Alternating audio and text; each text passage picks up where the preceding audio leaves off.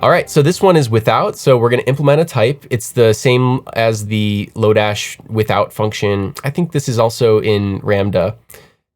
It takes an array T and then a number or array U and returns an array with the elements of U. So let's just look at these are the same as the examples. So without being passed an array of 1 and 2, if we give it the value 1, it'll kind of pluck that value out of all of the things inside. So we have like 1, 2, 4, 1, 5 as the input, and we also pass 1, 2 as the things we want to exclude. So then we just get back an array with all of those things kind of filtered out, sort of. So it's like a filter. I already know without asking, you're gonna want to start with the extends unknown, right? Extends unknown array.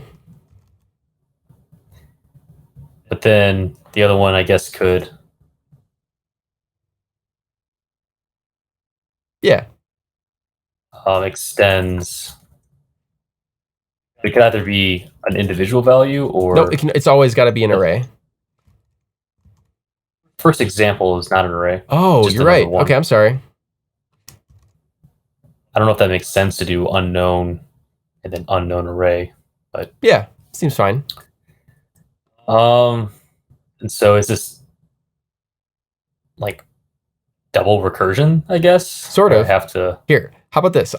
This one's a little bit wonky. I'll just kind of walk through it and tell me your thoughts as we go. So here we're going to say T extends, and we'll use inference, infer head, and then grab the rest with infer tail. Let's set that up. So, I mean, if it doesn't extend some array, if it's not an array, actually, I'm gonna get rid of these for a moment because we're gonna go through this same process inside the types. Maybe we can do without the generics or the generic constraints. Always we need the generics. Come on. So here we're saying, like, does T extend some array? If not, return an empty array. So that covers some of the cases. Then we're gonna say, does the head extend? And then we have to like unionize U somehow. We'll get to that in a second. But if it does, there's like is head a member of the set of values of U? We're gonna call without again, passing in the tail. So we're kind of recursing at this point. And then here we can do a couple different things, but like one simple thing to do is to use the spread types. So we pass in the same exact thing as above. It's just that head did not extend the union of the values here. So how do we do this unionize function? Maybe we should just call it. Should just be just U of number, shouldn't it be? Yeah, exactly. So to union T, T. So you're saying just to do T number? I probably wouldn't even break it out. Could I just on line 21 instead of saying to union U, just say U square bracket number? Okay, let's try it.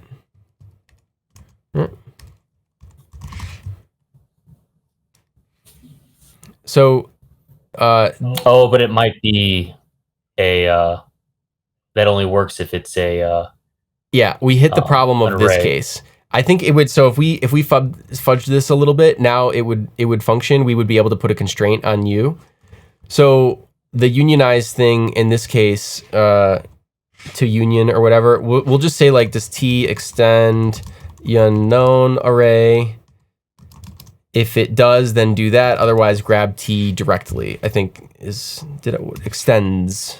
Okay, like okay. So you would return. You're returning text. You want to return T. Oh, oops. I was like, what did I do? Autocomplete. Okay, yeah. Now we're good. So from the top, we're saying we're inferring the values of T. So because we need to recurse, and that's the way to do it. So we're going to grab the very first value and then all the rest of them. And then we're checking, does that value itself, is it a superset, or does it extend the union of the things that we have been told to exclude, which is U? If it does, then we don't want it. So let's just get rid of it. If what happens if the second argument to the generic has a number of a value that doesn't exist in the first one? Would that work with that? Yeah, I mean, I think it would be. Oh, okay. That's because it's supposed to be. That'd be 1. If you did make it 3 instead of 1, make it and then make it return 1, 2. Would that work? So line 5, instead of line 5 being an array of just 2, make it 1, 2. Oh, right. Yeah, that would work. So it works. Okay. Sorry, I was blanking there. There's only one other alternative. So I looked around to see what other people do to solve this.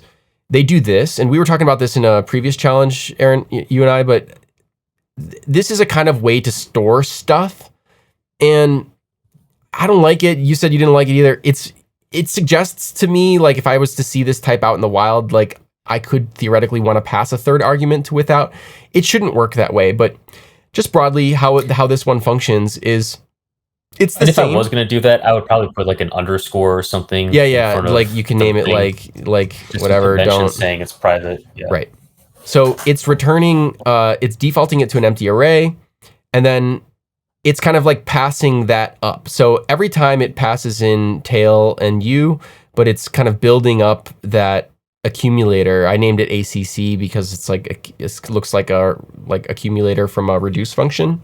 So it's like passing that value in every time, and it's one way to solve the problem. I would much rather, you can kind of work your way backwards to refactoring it into this. If you think about it, they're really the same thing. It just doesn't use that temporary value. So something to think about. Definitely people do this kind of thing. I've seen it out there in real code, not just in the TypeScript challenges.